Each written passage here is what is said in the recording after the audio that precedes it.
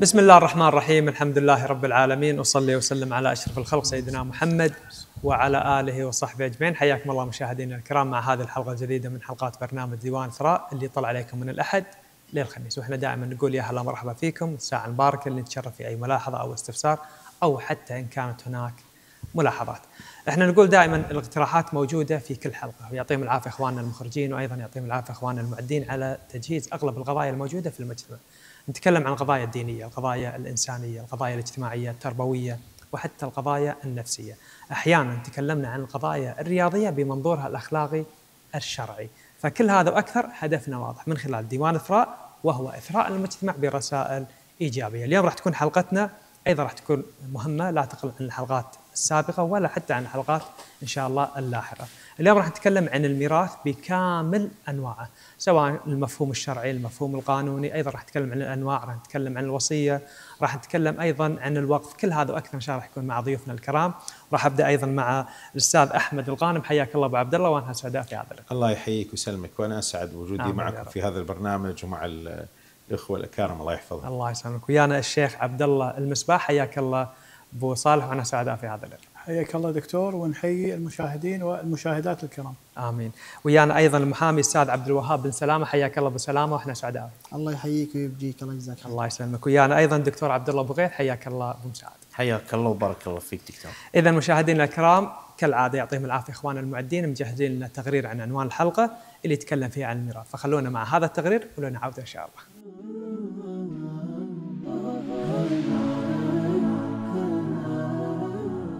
الميراث في الإسلام ليس اجتهادا بشريا، بل فريضة ربانية جاءت مفصلة في كتاب الله عز وجل. في حلقتنا اليوم نسلط الضوء على حقوق الورثة والوصايا والأحكام من الجانب الشرعي والجانب القانوني.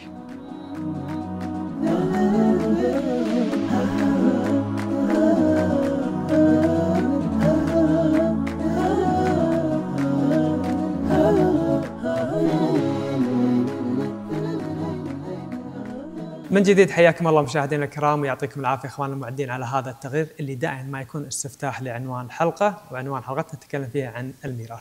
مساكم الله بالخير جميع، حياكم الله في هذا الديوان. الله يحييك. حياك الله أبو مساعد. الله يحييك. يا هلا مرحبا فيني، ويعطيك العافية على هذا الحضور. الله يبارك. لا شك أن العنوان الحلقة لا يقل أهمية عن الحلقات اللي احنا قدمناها في السابق، ولكن أنا كبداية دائما أحب أني أبدأ بمفهوم عام مقدمة للسادة المشاهدين، وهو مفهوم الميراث. نعم.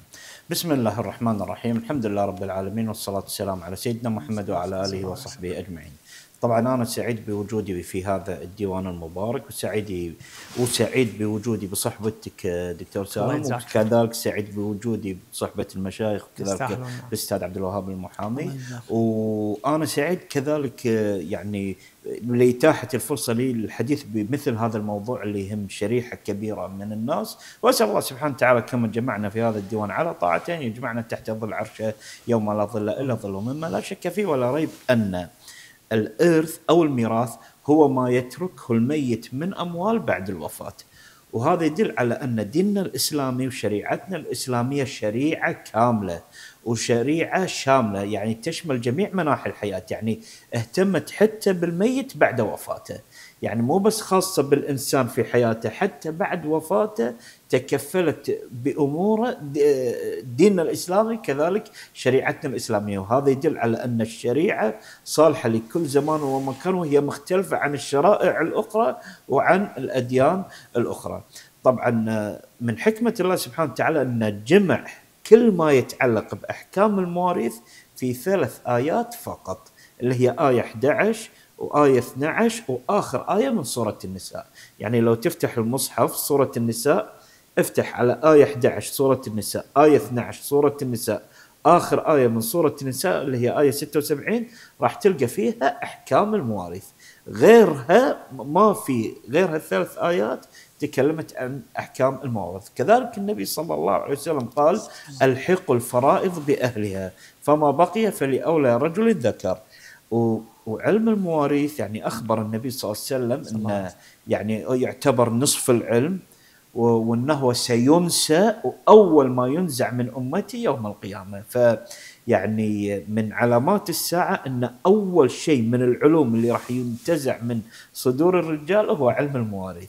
وهم بعد ذكر النبي صلى الله عليه وسلم أنه يعتبر نصف العلم، فيعني هو علم يعني كبير وعلم جليل قائم بذاته. نعم، وقائم بذاته. يعني مثل ما تفضل دكتور، هل هذا العلم من الصعب دراسته، من الصعب فهمه؟ هو لا، لأن أنا لاحظت أنه إذا كان نصف الشريعة الميراث فهذا معناته أنه محتاج أشخاص متخصصين. هو بالعكس، هو ما هو صعب ولا هو سهل، ولكن لابد فيه من الممارسة. يعني مو معقولة أنا أتعلم علم المواريث، يعني وهذا طبعا حتى في كليات الشريعة وحتى كليات القانون في مادة اسمها مادة مواريث. صح. يعني مثلا في كلية الشريعة عندنا أحوال شخصية 1، أحوال شخصية 2، أحوال شخصية 3. أحوال شخصية 1 الزواج، أحوال شخصية 2 الطلاق، أحوال شخصية 3 اللي هو الميراث والوصية والوقف. نفس الشيء كلية الحقوق عندهم يدرسون مدخل دراسة الشريعة، وفي أحوال شخصية اللي هي الزواج والطلاق، وفي مادة اسمها ميراث ووصية ووقف، وبعدين مادة أصول الفقه. فيعني من أهمية هذا العلم إنه خصصوا له مادة كاملة، خصصوا له يعني كورس كامل تدرس فيه هذا المادة، وهذا يدلك على أهميته. طبعا لما أنا أدرسه، يعني مثلا خريجين كلية الشريعة أو خريجين كلية الحقوق، مو معناته أدرسه وبعدين خلص لا مارست مثلا وظيفتي أو عملي أنسى. لابد أن أمارس هذا، لأن لو تركت ممارسته شيء من الزمن ترى راح تنساه. زين الدكتور، عفوا، من ناحية القانون هذا أو من ناحية المواريث، هي ثابتة صح ولا ممكن تتغير؟ هي لا هي ثابتة، لأن الأنصبة هذه ثابتة. طبعا احنا الأنصبة عندنا 6 اللي هم 2 وثلث وسدس ونص وربع وثمن، هذه ثابتة. وحتى يعني الله سبحانه وتعالى ذكر في كتاب الكريم في آية 11 وآية 12 وآخر آية من سورة النساء، ذكر من هم أصحاب النص، منو أصحاب الثلثين، منو أصحاب الثلث، منو أصحاب السدس، منو أصحاب الثمن، منو أصحاب الربع. الله سبحانه وتعالى ذكرهم. فهذه شنو يعني معروفة ومسألة يعني محسومة، ولكن وين تفرق في الممارسة. إذا أنت تمارسها ما راح تنساها، لكن إذا أنت ما تمارسها فمن الطبيعي أنك راح تنساها. شكرا لك على هذه المقدمة، وأعتقد بأن هذه الحلقة يمكن لو نخصص لها سلسلة من الحلقات إن شاء الله نوصل لأن ذكرتم أنت من ناحية المواقيت الوقف ولا حتى الأنصبة أو النصاب ما بين الورثة يبي لها حلقة لحالها. نعم. لأن كل واحدة حسبتها يعني أنا كذي أقول صح. نعم. حياك الله من جديد أبو سلامة، مساك الله بالخير، يعطيك العافية على هذا الحضور. لو نتكلم الآن من الناحية القانونية، الآن الدكتور تكلم من الناحية الشرعية، هل القانون يختلف في المفهوم عن الميراث ولا نفس الشيء؟ لا القانون يطبق ما هو في الشريعة، خاصة في الأمور المتعلقة بالزواج والطلاق والأحوال الشخصية والمواريث والوصية، هي تطبق ما في الشريعة، ما يطبق قانون مدني. نعم هو مفرغة هذه الشريعة على نصوص وضعية، ولكن أصولها دائما تلاقيها شرعية.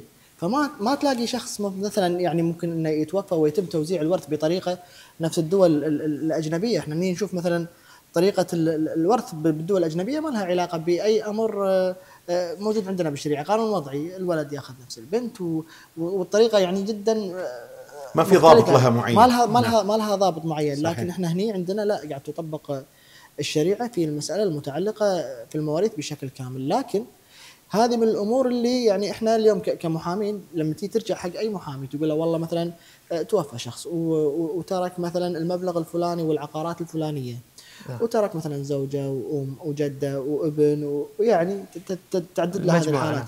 لما واقعيا لما أنت تبي تحسبها ترى فعلا صعب الموضوع، مو سهل، صعب الموضوع. فلذلك تلاقي أغلب المحامين يتعاملون مع مواقع تقوم بحسبة هذه الأمور. هذه المواقع تعطينا حسبة قد تكون تقديرية قد تكون دقيقة، لكن الحسبة النهائية دائما تكون في القسمة الشرعية. هم اللي يطلعون حصل الورثة ويطلعون كل شخص من هؤلاء الورثة كل واحد نصيبه. أبو سلامة، ودي رسالة شكر لوزارة العدل القاعد يقومون فيه، خاصة القسم هذا. طبعا صراحة القسم هذا أنا شخصيا زرته من تعاون من صحيح. يعني إنجاز سريع للمهمة، يعني قاعد يقدمون شيء يمكن ناس كثيرة غافلة عنه. ليش لو نوجه لهم رسالة والله صراحة يستاهلون والله. يعني الأمانة اليوم أنت لما تيجي تشوف المحكمة وتشوف الزحمة في قسم التوثيقات الشرعية، وتشوف الموظفين شلون يتعاملون مع الناس بكل رحابة صدر، يعني دائما نقول لهم يعني الله يجزاكم خير صراحة. يمكن شخص آخر لما تحطه بين الزحمة وبين الضغط، ودائما أنت تلاقي الناس اللي جايينك ترى مو كلهم سمحين. صحيح. تلاقي شخص معصب وشخص تلاقي لاف 7 طوابق على ما وصل لك. فدائما والله للأمانة نشوف أغلب الموظفين للأمانة سمحين ويمتصون غضب الناس ويخلصون لهم معاملتهم، فنشكرهم للأمانة على يعطيك العافية على هذه المقدمة القانونية اللي أنت ذكرتها. ذكرتها. مساك الله بالخير أبو عبد الله، حياك الله أستاذ أحمد الله الغانم. بالنور الآن ودنا نتكلم عن أنواع الميراث. احنا نعم. تكلمنا عن المفهوم، الآن ودي نتكلم عن الأنواع. نعم.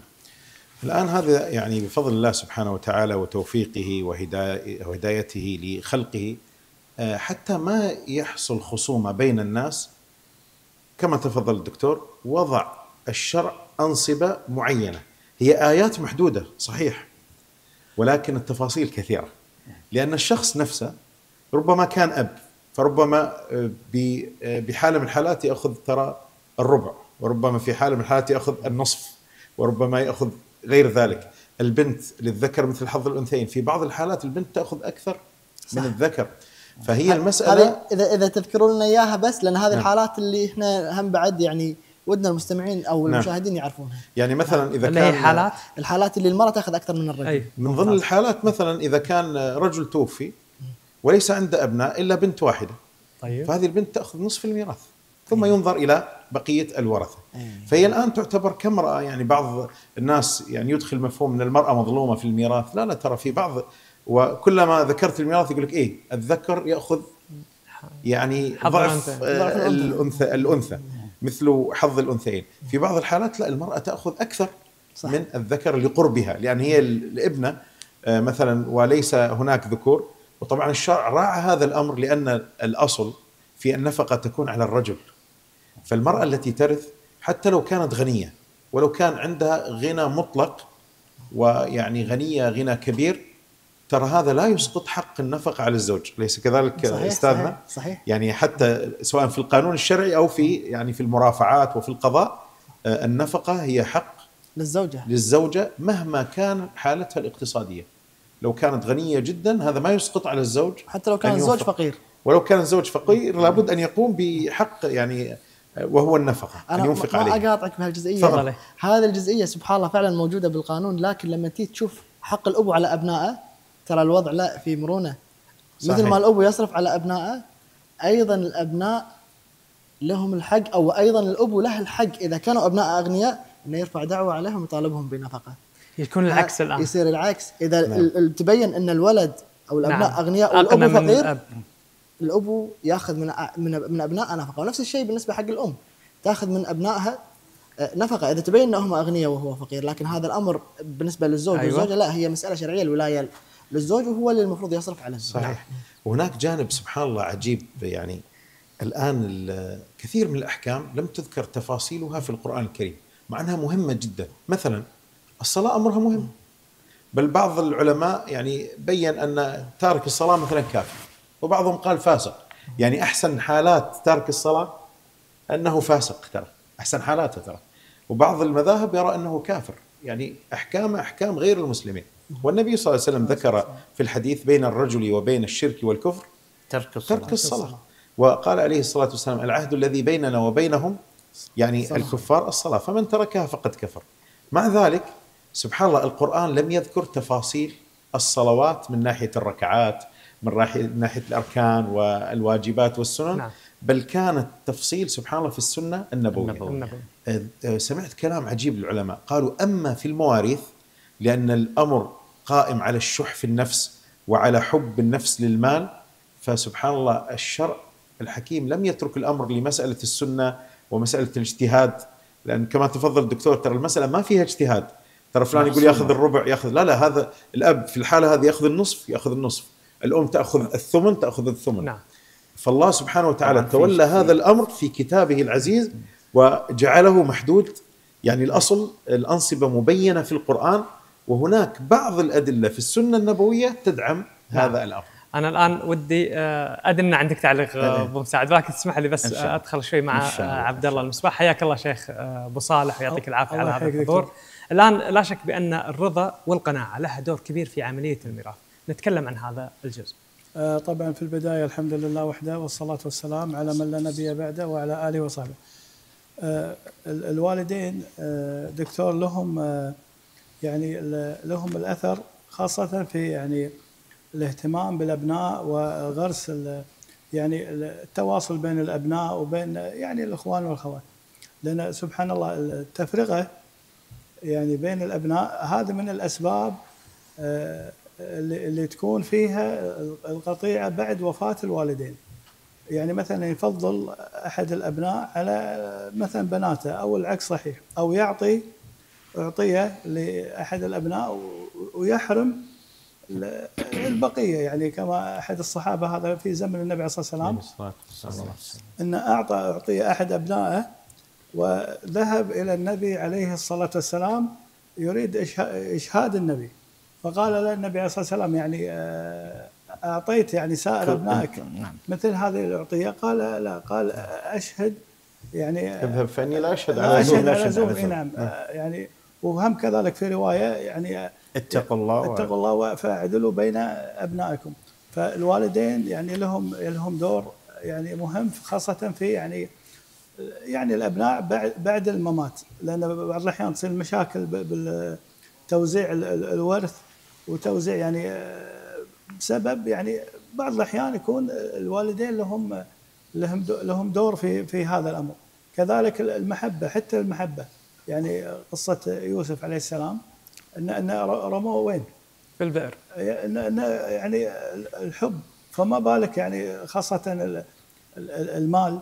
يعني المال هذا بلا شك يعني مثلا خاصه انصح يعني اي يعني ورثه يصير يعني والدهم او والدتهم الاعمار بيد الله يعني يتوفون، لابد ان يقسمون الورث. مثلا ما يقول والله مثلا احنا نستدخل البيت، وتلقى هذول مرتاحين وعندهم خير، تلقى الخوات قاعدين مثلا اجار ولا قاعدين.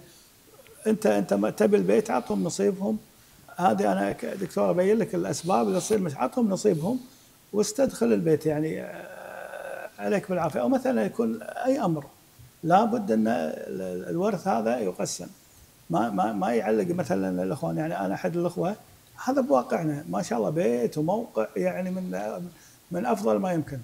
سالته قلت له وينكم؟ يعني هذا احد الاخوه الجيران قال يبا ولد اختي دخل بالورث عفسهم كلهم، بيعهم البيت هذا كله. فهم لو ما اعطينا شو اسمه نصيبه يعني بيت موقع ومن اجمل. قال سبحان الله بعد الوفاه دخل الظاهر هذا سبحان الله تتسع الدائره الورثه. دكتور بيعهم البيت لانه ما كان في توافق. ما في توافق. لو كان في توافق انتم اسره الحين يعني سبحان الله الاب والام سبحان الله مثل استدرة، يعني مثل يظللون على خاصه يعني هم حمايه حق الابناء والبنات. وفي بعض الاسر سبحان الله حتى بعد ما مات الوالدين تلقاهم ما زالوا على التواصل وعلى الصله بينهم. وفي بعض العوائل للحين احنا ما نقول للحين ما يتحاجون ومشاكل بينهم، والسبب وهذه قصص سنوات ما يتكلمون بعض قطعوا والسبب الورث هذا. طبعا احنا نؤكد بان هذه الحلقه هي تعتبر من الحلقات اللي ان شاء الله راح تكون ايجابيه برسائلها وايضا بمعلوماتها، وايضا احنا راح يكون حتى في الختام في الحلقه راح يكون مجموعه من الرسائل وارشادات. فكل المواضيع اللي انتم قاعد تشوفونها من قضايا من ظواهر في هذا البرنامج ما هو الا رسائل ايجابيه نؤكد عليها، واحنا نقول باننا شفنا اي ظاهره موجوده في المجتمع ان كانت ظاهره سلبيه فاحنا نحاول نناقشها بطريقه ايجابيه، وان كانت ايجابيه فاحنا نعززها في هذا البرنامج. حلقتنا اليوم لما تكلمنا فيها عن الميراث فاحنا ناخذ مجموعه من الرسائل وايضا مجموعه من التوجيهات وان شاء الله راح نستفيد منها. فخلونا مع هذا فاصل قصير ولنا عوده ان شاء الله.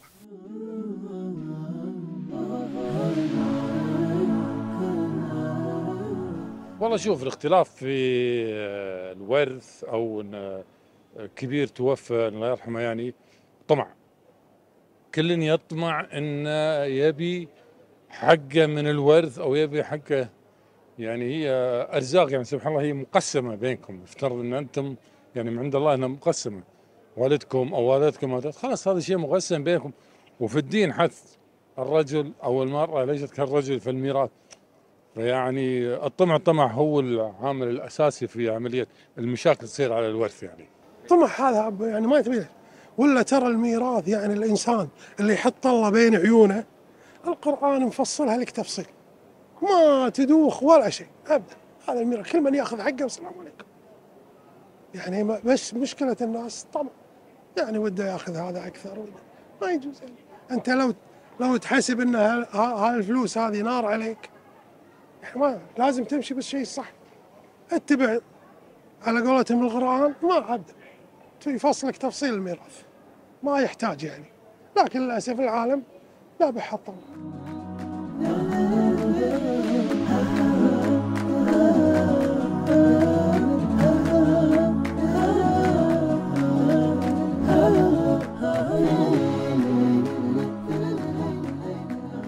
من جديد حياكم الله مشاهدينا الكرام، يعطيكم العافية أخواننا خلف الشاشات اللي شاركونا في هذا الرأي، واحنا نقول دائما استطلاع الرأي يعتبر جزء أساسي من هذا البرنامج، فشكر لكم مساكم الله بالخير جميعا.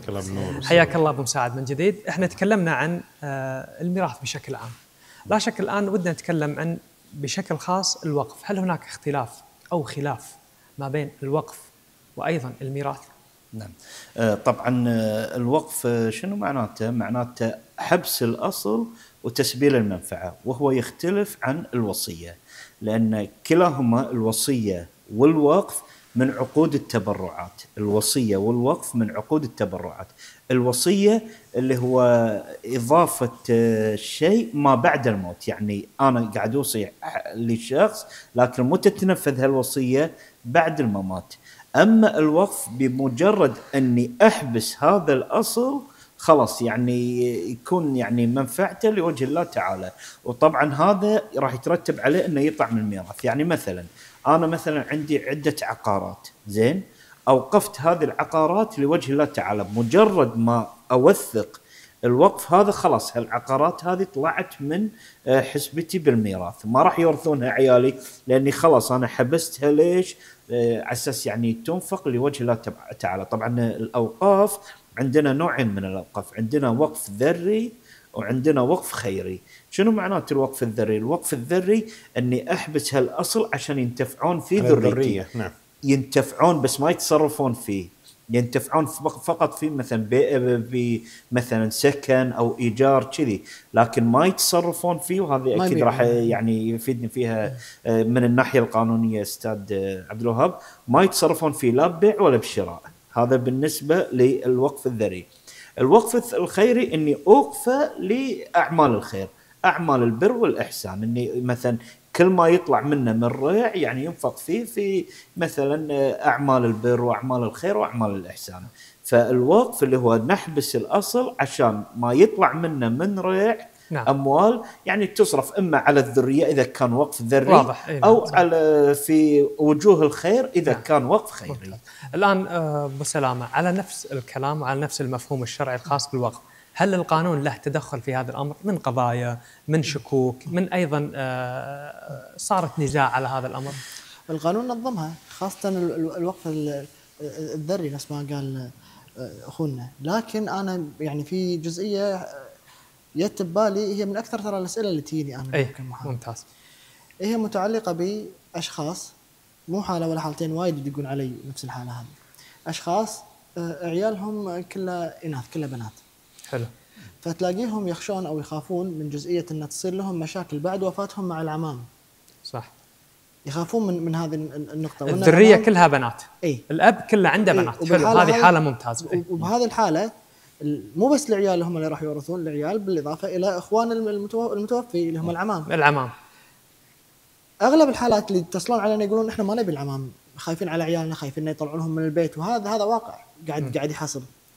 اليوم أنا راح أجاوب من الناحية القانونية، وراح أترك الموضوع الشرعي حق إخواننا هم اللي راح الشرعية راح يكون عنده. لأن أنا فعلا ما أدري إذا هذا الأمر اللي قاعد يسوونه جائز شرعا ولا لا. طيب. فيسألوني يقولوا لي شو الحل؟ أنا إجابت لهم من الناحية القانونية، إذا أنتم ما تبون العمام يدشون، ما تحولون البيت باسمهم كبيع، تحولون البيت باسمهم كهبة.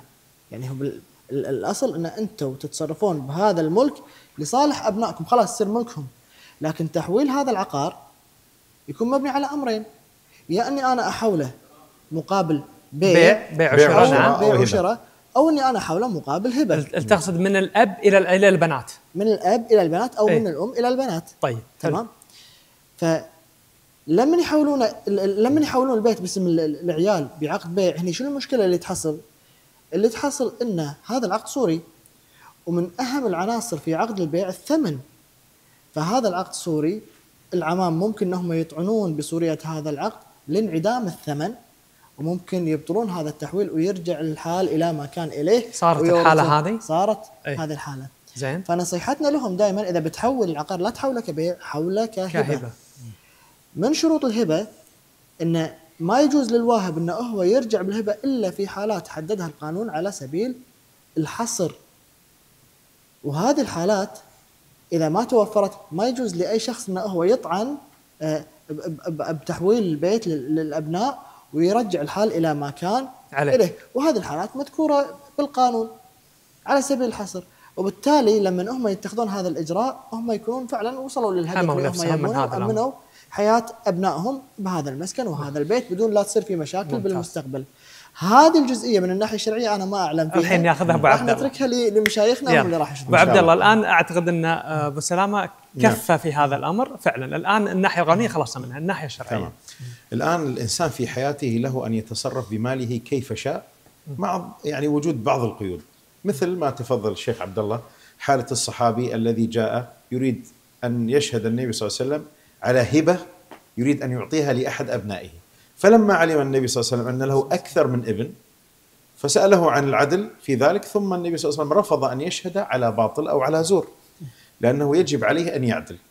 الان لو اتينا بمساله رجل يريد ان يهب بيته لبناته مثلا وهو على قيد الحياه، ترى هي المساله ما فيها ظلم، ما ظلم اخوانه، لان هذا حر ماله، هو لا يعتبر ميراث، هو ما زال حتى هذه اللحظه بما ان على قيد الحياه وهو مسؤول عن تصرفاته ويحسن التصرف، فهو ربما وهب البيت لزوجته ولبناته. فإذا ما ميز بنت عن بنت، هو سجل خلينا نقول البيت باسم بناته أو وهب لبناته بالتساوي، فوالله أعلم. والدكتور يعني والشيخ يعني أيضا إذا في أي تعليق أو شيء، هذه المسألة ما فيها أي إشكال شرعي، لأنه تصرف بماله ضمن القيود الشرعية التي فيها عدل، فهو وهب البيت لزوجته ولبناته. ولذلك يعني كثير من أهل العلم يعني يذكرون لفتة، يقولون الآن يعني تحصر وصية الإنسان بعد وفاته بالثلث، ما زاد عن الثلث حتى لو كتبه في الوصية هو غير ملزم لا قانونا ولا شرعا. صحيح. وكأن سبحان الله الشارع يقول لك، وكأن الدين يقول لك ترى بعد وفاتك ليس لك صلاحية في هذا المال لأنه ليس ملكك، ولكن يعني ربما تملك كحد أقصى أن تعطي ثلث هذا المال.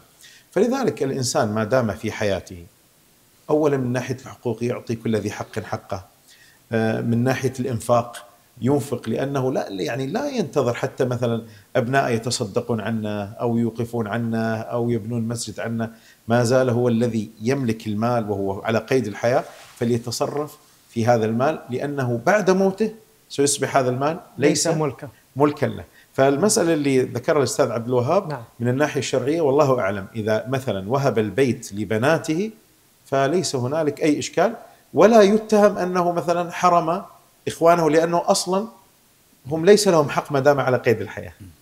وهناك مسألة أيضا إذا كان في متسع من الوقت، وهي الوصية ما يطلق عليها الوصية الواجبة. أنا مخليها محور الحالها على أساس إني بس الوصية الواجبة راح آخذ فيها الرأي الشرعي والرأي أيضا القانوني. حياك الله أبو صالح من جديد. الآن ودي أتكلم على أسباب الخلاف.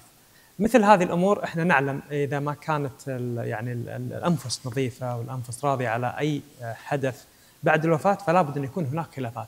فتعتقد هذه الأسباب من المتسبب الأهم في عملية الخلاف على الورث؟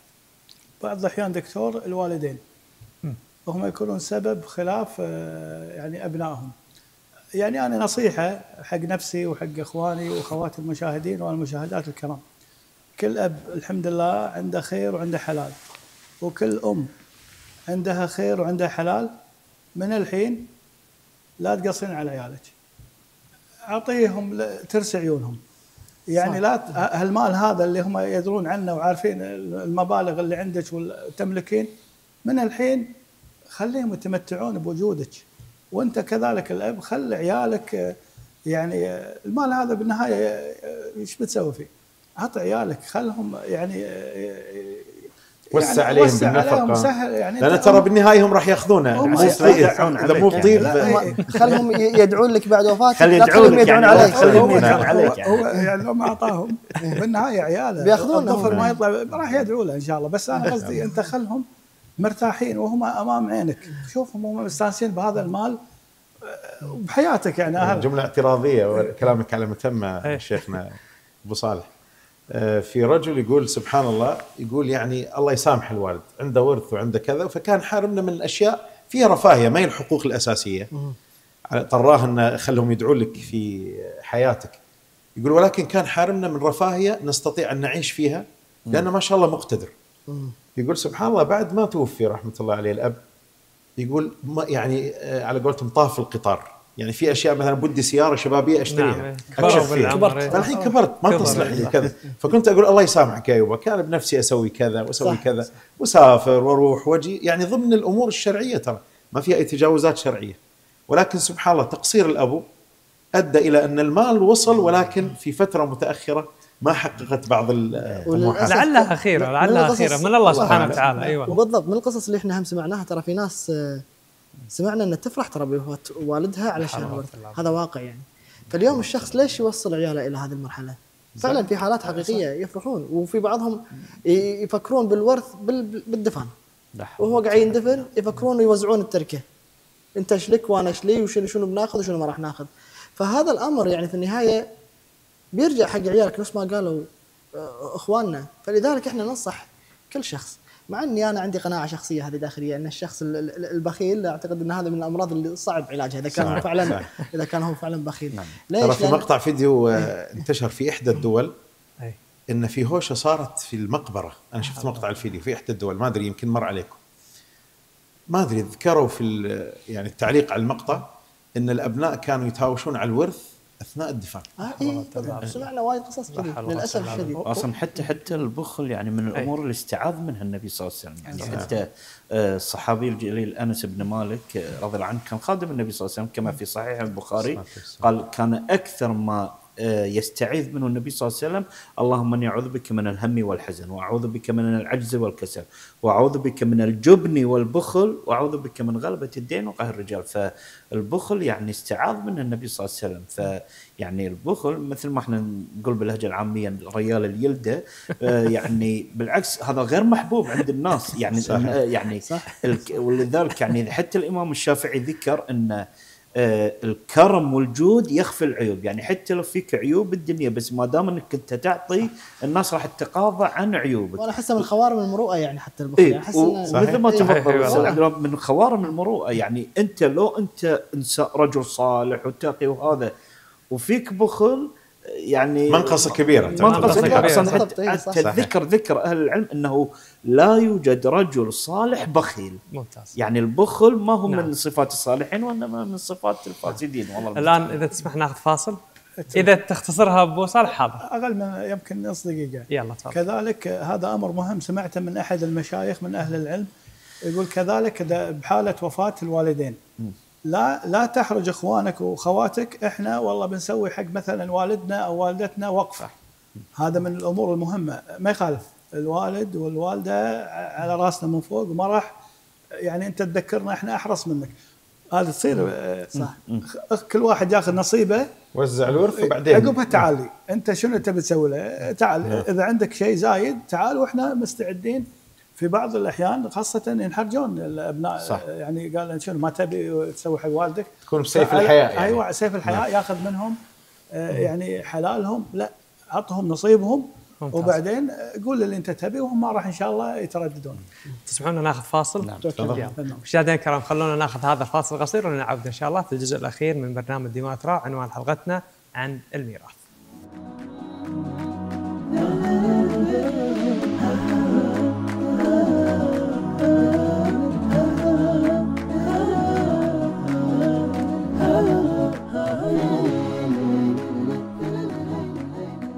من جديد حياكم الله مشاهدينا الكرام، يعطيكم العافية على هذا الحضور. إن شاء الله هذا الآن راح يكون الجزء الأخير من برنامج ديوان ثراء، وبالتحديد عنوان حلقتنا عن الميراث. مساكم الله بالخير جميع، حياكم الله. الآن الجزء هذا راح نتكلم فيه عن الوصية الواجبة. راح أبدأ الآن كرأي قانوني مع الأستاذ عبد الوهاب بن سلامة. أبو سلامة حياك الله من جديد ويعطيك العافية على هذا الحضور. الآن الوصية الواجبة يا ليت نشوفها من الناحية الشرعية، أو عفوا من الناحية القانونية، بعدين ننتقل مع الناحية الشرعية. شوف طال عمرك، هي الوصية الواجبة وايد ناس تكلموا عنها، وفي ناس تختلف معاها، في ناس تتفق معاها، لكن هي في واقع الحال موجودة في القانون الكويتي. خلاص هي تطبق. شنو هي الوصية الواجبة؟ إذا توفى شخص وكان متوفي ابنه قبله وعنده أبناء، بالحالة هذه الأبناء اللي هم الأحفاد يرثون حالهم حال الأبناء. واشترط القانون بأن هذا الورث أو نصيبهم ما يتجاوز الثلث، لأن الوصية أصلا في القانون الأصل فيها أنها ما تتجاوز الثلث. فهذه من الأمور اللي هي موجودة في القانون. في ناس تقول والله الوصية الواجبة عليها خلاف شرعي، راح نسمع من أخواننا ومشايخنا، لكن واقع الحال نعم هي موجودة وتطبق بقوة القانون، ويرثون في حال وفاة الأبو وترك أحفاد بدون وجود أبوه. ممتاز. هذا الأمر أنا أكد عليه، لأن فعلا أنا قريت بعض القوانين أو المواد الموجودة على حق القانون الكويتي بفرض الوصية الواجبة لأبناء المتوفي من أبوهم أو من مثلا الجد أو الجدة مثلا. صحيح. فهذا الأمر أبو عبد الله إسنادا على كلام أبو سلامة لما أكد بأن القانون الكويتي يحق للأبناء أخذ الوصية الواجبة من ناحية القانون، لأن القانون الكويتي بشكل خاص وهو المادة الثانية دين الدولة الإسلام والشريعة مصدر من مصادر التشريع. أعتقد بأن هذا الرأي القانوني. هل هو يخالف الشرع؟ طبعا لو رجعنا الآن إلى تاريخ يعني إثبات هذا الحق في القانون في وزارة العدل وتقنينه كقانون، هو له أصل شرعي، لأن هذا الأمر حصل في الستينات. يومها كان الشيخ جابر رحمة الله عليه، نسأل الله يجعل قبره روضة من رياض الجنة، كان رئيس مجلس الوزراء، وأثير هذا الموضوع من خلال وزير العدل، وتم مشاورة جهات شرعية في الأزهر وعلماء، ويعني تم مناقشة هذا الموضوع. وفعلا في عهد الشيخ جابر رحمة الله عليه عندما كان رئيس مجلس الوزراء أقر هذا القانون استنادا للشريعة الإسلامية، وليس يعني فيه خلاف، مع أنه هو كموضوع بعض العلماء يرى أن الوصية الواجبة هي حق مكتسب للأحفاد، وبعضهم رأى أنها ليست حقه، لأن أصلا مع وجود الأعمام يحجب هؤلاء الأحفاد. يعني حتى نقرب الصورة أكثر، مثلا رجل كان عنده 4 أبناء، توفي أحد الأبناء الأربعة، بقي عنده 3، ولكن هذا الذي توفي عنده أطفال صغار. فعندما يموت هذا الأب الذي عنده 3 أبناء ومات منهم طبعا واحد بقي 3، عندما مات الآن الورث يوزع على 3 أبناء فقط ويحجب الأحفاد. هذا حكم شرعي لا خلاف فيه، ولكن الشرع دعا إلى شيء اسمه من المفترض أن تكون وصية واجبة يقوم بها هذا الجد تجاه أحفاده، أن يكتب وصية لا تتجاوز ثلث هذه التركة. يكتب في الوصية مثلا الميراث لأبنائي، ولكن أبناء أبنائي يرثون ثلث المال، أو يعني حسبة تكون تقريبية بحيث أنهم يأخذون شيء وكأن أبوهم على قيد الحياة. طيب الجد ما أوصى، القانون الكويتي كفل لهؤلاء الأطفال، قد يكونوا أطفال وقتها أو قد يكونوا كبروا وأصبحوا رجال، كفل لهم هذا الحق استنادا على شيء في الشريعة الإسلامية، وسميت الوصية الواجبة. ويعني حتى ننهي هذا الخلاف وما ندخل في مسألة بعضهم أثبت الوصية الواجبة وبعضهم ما أثبتها، نوجه الخطاب للأب الذي توفي أحد أبنائه وعنده أولاد هذا الذي توفي، ابتداء حتى لا يعني يكون أي خلاف. أنت في وصيتك اكتب أن لهم نصيب، اجعل لهم نصيبا في الوصية، فإذا يعني بالنهاية كل إنسان سيموت، بعد الممات لن يختلفوا على هذا الأمر لا من ناحية قانونية ولا من ناحية شرعية، لأنك أثبت حق هؤلاء الأحفاد. شكرا لك أبو عبد الله على هذا التوضيح، وأنا أهنيك على الدقة في اختيار المصطلحات وأيضا الأمثلة. هذا شكرا بارك لك. الله فيك. الآن أبو مساعد حياك الله من جديد. الله يحييك. يعطيك العافية. تحت الهواء صار نقاش، أخذنا الرأي القانوني، نعم. وأخذنا أيضا الرأي الشرعي. الله يجزاه خير أبو عبد الله، أعطانا أكثر من وياك. نموذج. ولكن سؤال الآن، ليش ربطت الوصية بالحاجة؟ مع العلم أن الحاجة هي مختلف عليها. شنو معنات الحاجة؟ هل معناتها حاجة مادية؟ هل معناتها حاجة معنوية؟ وكم قدر هذه الحاجة؟ فالغالب والبعض يقول لك بأن الأحفاد لا يحق لهم الوصية، في حين أن البعض الآخر أسند أن في حاجة. طيب الحاجة إذا أنا مديون وما عندي شيء وعندي راتب، في الحين أن الطرف الآخر من العمام لديهم المال ولديهم كل شيء، وأيضا يمكن لهم حاجة أخرى أنا لا أعلمها. الآن هل الحاجة فعلا مفهومة واضح في الشرع؟ طبعا بالنسبة للوصية الواجبة يعني من الناحية الشرعية هي مسألة مختلف فيها، ولذلك يعني نجد بعض الدول الإسلامية يعني تطبقها أخذا بالرأي القائل أنها هي يعني جائزة، وفي دول ما تطبقها يعني ما تطبق الوصية الواجبة أخذا بالرأي اللي يعني منعها. لكن المخرج الشرعي لها أشار لها أبو عبد الله أحمد أبو عبد الله وفق الله إلى كل خير، وياك. أن الأب حال حياته يوصي بثلث ما يملك لأحفاده، لأن هم أصلا ما راح يرثون، لأن الأعمام يحجبون منه أبناء أخوهم، لأن أبناء في هالحالة هم يحجبونهم.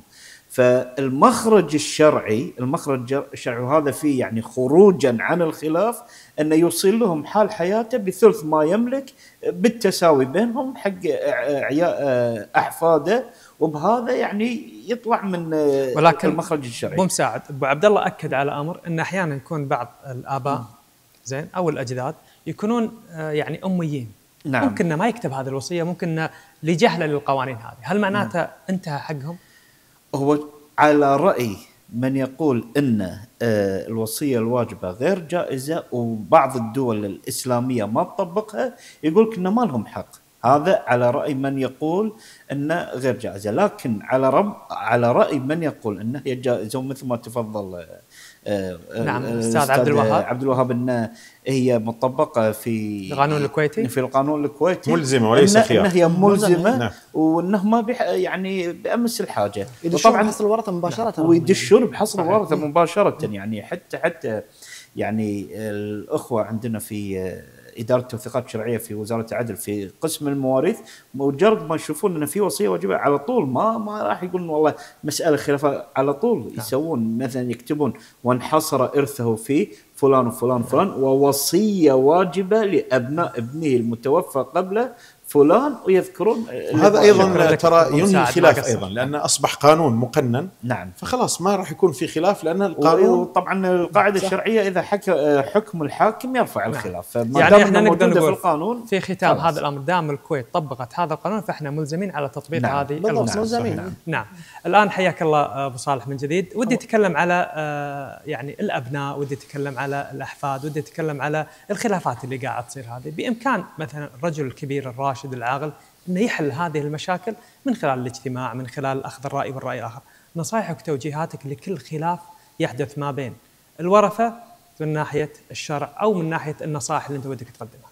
يعني الأب والأم يفترض أن يفهمون أبنائهم، يعني خاصة يكون بينهم تواصل ويعني ترابط وتراحم. في بعض الأحيان يفلت الزمام دكتور، يكون الأب ماخذ له 4 حريم أو 3 حريم، هذا شيء لحق يعني ما راح يسيطر. يعني تصير يعني مثل الأمور المشاكل هذه، مثلا كل أسرة تبي مثلا نصيبها، يعني هذا اللي أقصده. فصعب أنك يعني بعض الأحيان خاصة الأب يسيطر، بعض الأمور لا تكون سهلة والإخوان يتفقون وتنحل، يعني تنحل الأمور، كل واحد يأخذ نصيبه. يعني في مسألة يعني ورثوا مزرعة، أي وأحد الجهات اللي طبعا اللي يبي يعني يعطي كل واحد مثلا يدخلهم في سبحان الله، يعني باختصار اليد مات قبل أمه، قبل يعني نعم.